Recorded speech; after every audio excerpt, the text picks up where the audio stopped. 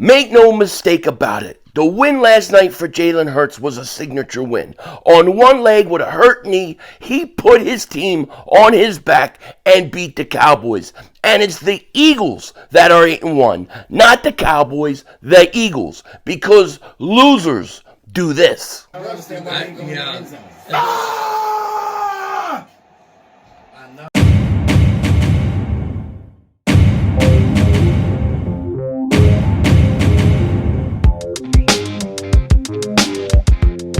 Dallas still stinks. Yo, by the way, King Dingbat here. Hope everybody's having a great day. Hope you guys are doing well. Hope you're hanging in there. For 27 consecutive weeks, the Eagles have had the best record in the National Football League, either by themselves or tied. But they've had the best record in the National Football League. And why are we talking about 27 weeks? Because it was the Eagles who won last night, not the Dallas Cowboys. Despite what you might be hearing and seeing today, it was the Eagles that actually won. Now, we're going to get into it in a second, but before we do that, if you're new to the channel and you like the content, make sure you hit that like button. More importantly, make sure you subscribe to the most censored, the most throttled Eagles content creator in all of the internet. If you've been subscribed for a while, I just want to thank you so much for all the support you give me. Now, first thing I want to say, thank you to everybody who was with me during the stream last night. It's been brutal. Of course, you know, I was battling the flu. You could probably still hear it in my voice. And yeah, I'm pretty sick, still have a fever, but we're getting through it. And I wasn't even going to do a video today, but I felt like I had to because I woke up. After taking like nighttime medicine and going to sleep, waking up, I'm like, thought I was in the bizarre world. I got up, I was kind of waking up, and I'm looking at my phone, and it's like, Dak Prescott, was the best player in the field. Dak Prescott, he did this. Great game by Dak Prescott. Dak Prescott, MVP. I'm going, holy crap. I slept through the game, and the Cowboys won. They actually won, and I thought, I was so delirious with my flu, I thought that they lost, but they actually won.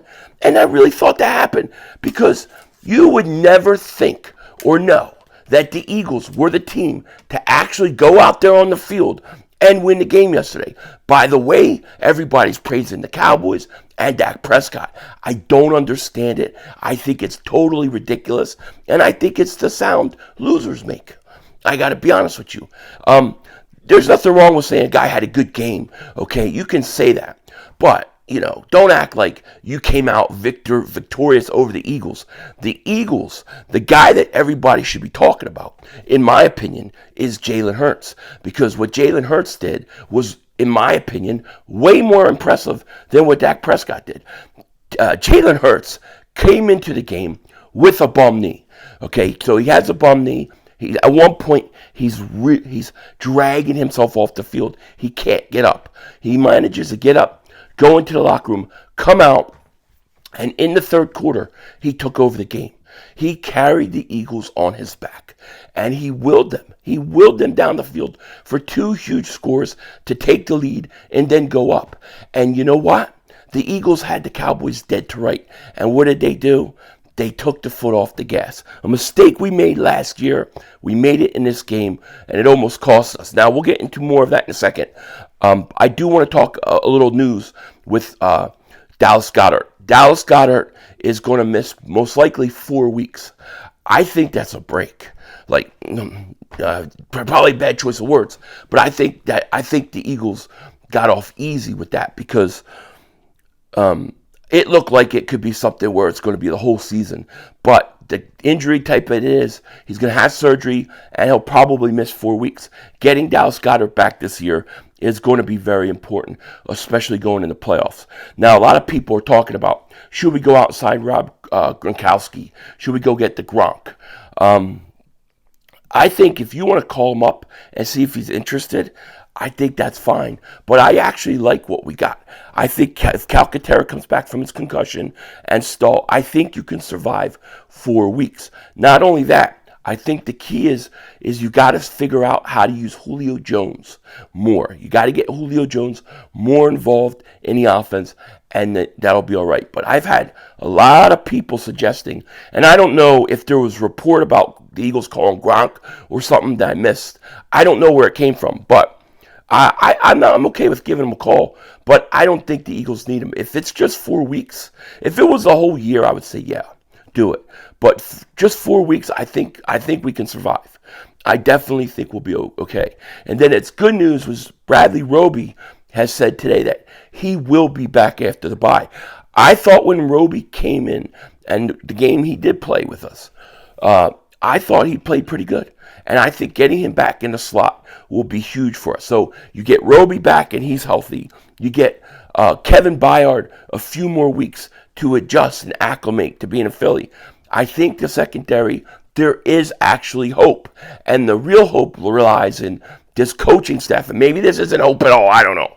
But the coaching staff going back and actually looking at what has worked and what hasn't, and maybe figuring out a way in order to get this defense playing better. Maybe figure out a way to be a little more aggressive.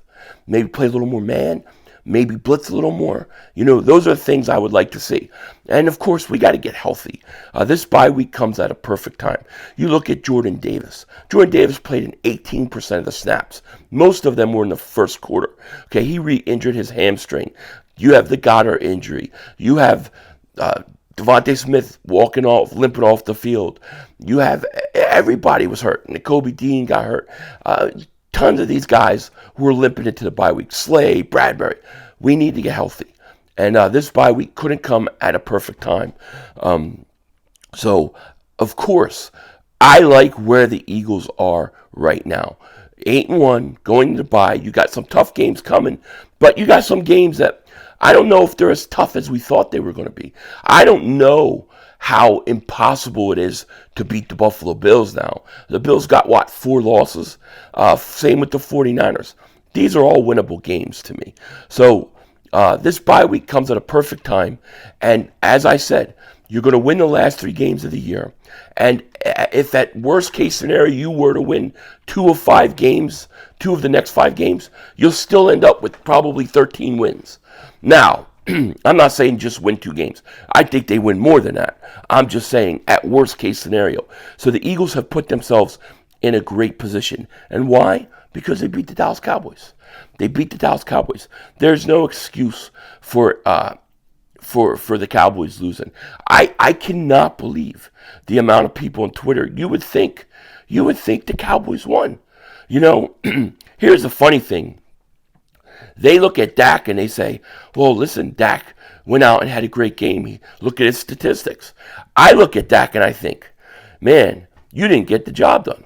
You had a chance to win the game in the fourth quarter when it mattered the most. You had a chance. They gave you, a pass interference. Then they got roughing the passer. Well, you got like 60 yards in penalties on the last drive. I think they were down to our, 6-yard line. And then he took a sack that you can't take. Can't take that sack. He's a professional. He knows he can't. He's got to get rid of that ball. If he runs out of bounds on a 2-point conversion, throws short of the goal line on a 4th down. These are all things rookies make mistakes. These are rookie mistakes. These are veteran mistakes. And so once again, people can look at Dak Prescott and say, "Oh yeah, he had great numbers." To me, I look at it the same way as this. Yeah, he had a great regular season.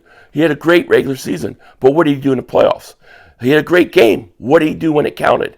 When you needed to win, what did he do? That's the difference. Jalen Hurts. When Jalen Hurts got hurt, comes out and needed to do something, what did he do? He put the team on his back and went down there and went from 17-14 to 28-17. Okay? 2 huge drives. And this guy's playing on one leg. All right, and I'm not trying to take anything away from Dak Prescott, okay, or the Cowboys. They're a good team. I'm not trying to take anything away from them. But when you act like you won the game when you didn't win the game is absolutely insane to me. It's absolutely insane. You lost the game, and you had every chance. The Eagles gave you that game on a silver platter. You couldn't do it. You choked. That's the bottom line. And that's why come December 1st, Cowboys season will be Dallas choke season. It will be back. I just think it's so crazy. Some of these narratives. I think I see a lot of stuff about how great Dak Prescott was. But man, I don't see a lot of stuff about what Jalen Hurts did. I thought what Jalen Hurts did was up there with McNabb playing on the broken ankle. I thought it was up there with, a lot of those magical moments because this guy's hurt. This guy cannot run. He's a sitting duck in the pocket. And yet, he went out and was a pocket passer and did what he had to do. The pass to Devontae Smith, incredible. All right? So I think the narrative should be Jalen Hurts, statement game, statement win in his career, unbelievable performance on one leg. We know he has a bum knee, but you wouldn't even think. You wouldn't even know. But Jalen Hurts said, I'll do anything for Philly, and I absolutely believe him.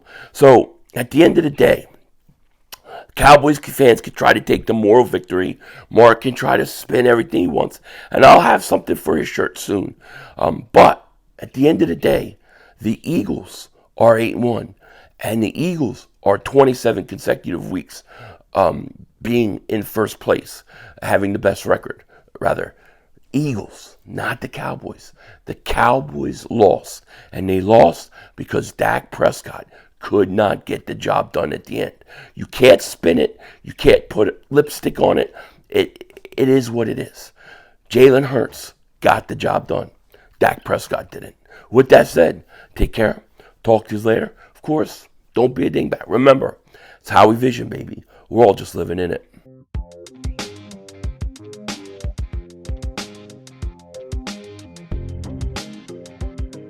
This is it. I think CeeDee Lamb is like 6'2". Ain't nobody else taller. 26 yards to pay dirt. We were so close, yo. This is like the 49er player right now. Yo, if you complete this shit, like I don't want to hear nothing about that. We're not that lucky, man. This is insane. Hey, you never know. Yeah, you're right.